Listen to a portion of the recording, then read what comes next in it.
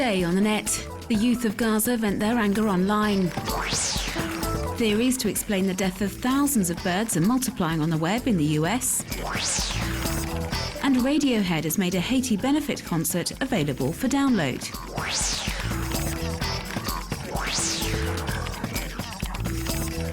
Fed up with Israel, fed up with Hamas, fed up with the violations of human rights and the indifference of the international community, an anonymous group of young activists from the Gaza Strip is venting its anger in this manifesto published on Facebook. The document, written in very colourful language, denounces Hamas repression, Israel's attacks, as well as political games played by Fatah and the UN. The manifesto ends with these three demands. We want to be free, we want to be able to live a normal life, and we want peace. Is that too much to ask?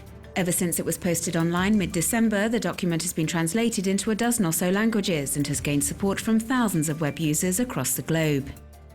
The manifesto expresses particular indignation over Hamas's decision on the 30th of November to close down the Sharek Youth Forum organization. The pressure placed upon this NGO for young Gazans has been detailed in chronological order and is available to read on the activist website. One of its projects, called Youth Journalists for Human Rights, was reportedly one of the aspects of the program that Hamas did not like. The project was aimed at teaching students how to use a video camera to make short films with a human rights theme. A dozen or so were posted online last May. These films denounce, amongst other things, the arbitrary beatings carried out by Hamas soldiers and also the lack of access to running water in the Gaza Strip. 100,000 fish were found dead in a river and 5,000 birds plunged to their deaths in the US state of Arkansas last week. And then on Tuesday, hundreds of birds fell out of the sky in Louisiana. These events have yet to be explained and have grabbed the attention of web users, and all sorts of theories are circulating on the web. The subject has not gone unnoticed on the local web, and dead birds and birds fall from the sky were amongst the 10 most popular search terms on Google USA at the beginning of the week. Scores of Americans have pounced upon their webcams to try and find an explanation for this strange phenomenon.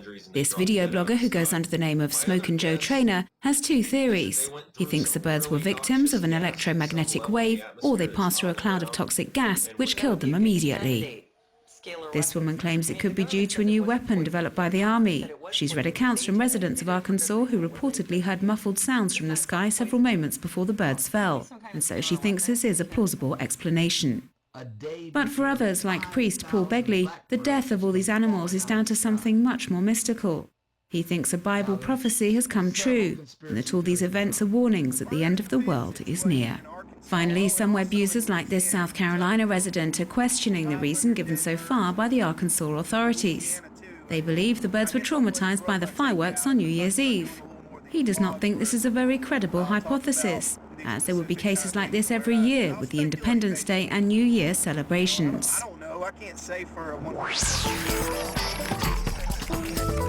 Following on from social networks where you can make friends or find a job, here's one that helps you find love at university. The principle of likealittle.com is particularly simple. You see a stranger in the lecture room, your eyes meet, but you do not dare approach them. On the site, you can leave an anonymous message and see if the person comes forward. The network is now available in 500 universities in North America.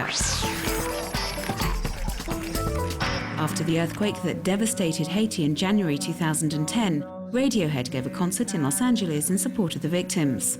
1 year on, and fans have collected mobile phone footage from this benefit concert and put together a DVD that's available for free download. The musicians are asking web users to donate the amount of their choice for each download. Donations will be transferred directly to the NGO Oxfam America. Here's a particularly impressive video made by Corridor Digital Studios. Its creators have imagined a fight between two men that begins in the real world and ends on the walls of a building in the form of graffiti. The protagonists develop superpowers and battle it out in a merciless fight, using all the decor at their disposal.